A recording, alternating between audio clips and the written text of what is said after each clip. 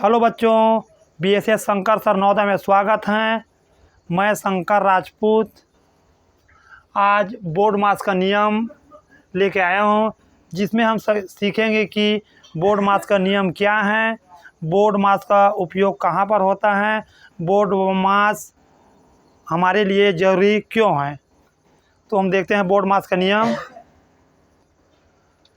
तब बोर्ड मास BODMAS से मिलकर बना है, तो हम इसे बोर्ड मास का रूल अंग्रेजी में बोलेंगे और इसे हिंदी में बोर्ड मास का नियम पढ़ेंगे।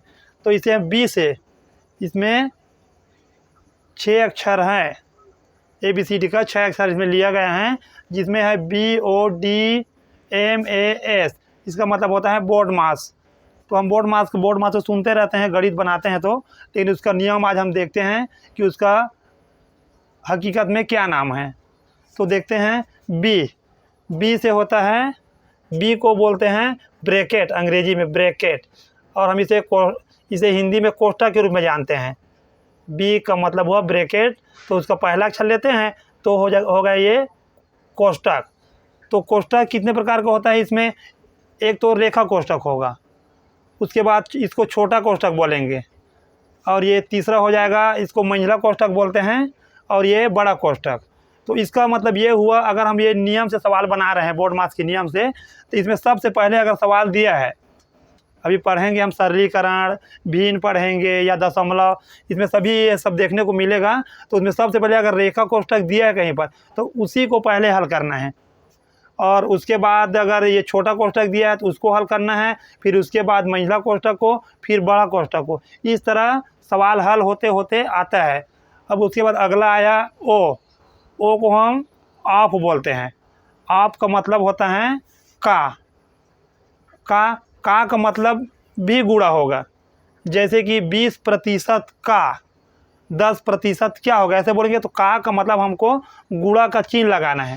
तो पहले अगर ये तो गुणा को चिन्ह लगा दिए और कहीं एक गुणा का चिन्ह और दिया है, तो हमको इसको पहले हल नहीं करना है, पहले इसी को हल करना है जो का दिया रहेगा।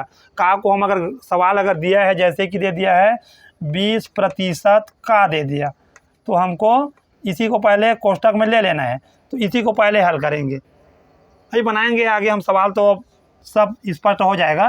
पहले हम इसका मतलब बस अब आज देख लेते हैं। और उसके बाद तीसरा आया डी का मतलब होगा डिवीज़न। डिवीज़न को हम हिंदी में बोलते हैं भाग के रूप में, हम लोग जानते हैं हिंदी भाषा वाले, तो ये भाग हैं। तो भाग को हम इस रूप में लिखते हैं, उसका चिन्ह भाग का चिन्ह ये है।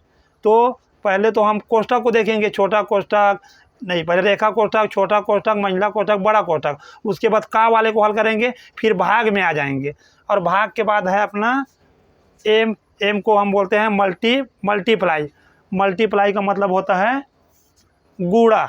तो गुणा का चिन्ह तो हम जानते हैं, गुणा, तो ये है गुणा। उसके बाद आ जाता है आपका ए आ गया, तो ए को हम एडिशन के रूप में जानते हैं, जिसे हिंदी में जोड़ना बोलते हैं। तो उसके बाद हम जोड़ना को बनाएंगे, तो जोड़ना का चिन्ह ये है, धन बोलते हैं जिसे हम लोग।